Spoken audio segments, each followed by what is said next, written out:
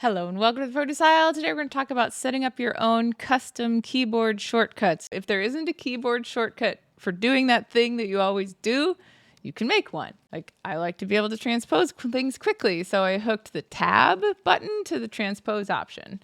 I also like to reverse clips, so I hooked the reverse to the tilde up in the corner there. It just seemed appropriate somehow. And I've been meaning to set up one for normalizing, so let's do that together. Also, if you like lady producers giving production videos like this, do give a like and subscribe. Go to P for your preferences.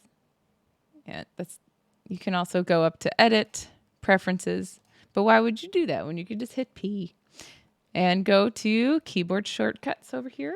Now you want to look to see if that thing that you do already has a keyboard shortcut and you just don't know about it. That's good to check. So you can go to global bindings here and search. I'm going to see if normalize already has a keyboard shortcut, which would be great to know. So let's look.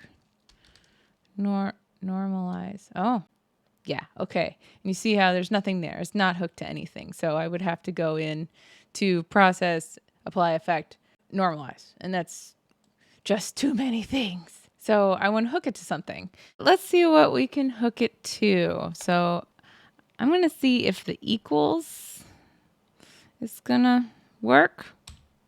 Hey, and it's unassigned. Great.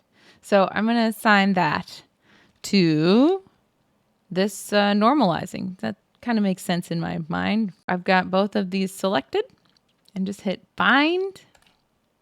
And now they are connected. And I like this, so I'm going to export this. I have Produce Aisle shortcuts there, so I'm going to update that by my key binding file. And this is helpful to have. Say you need to change computers or whatever, you just bring this little file over and then things are just how you like them. All right, apply and close.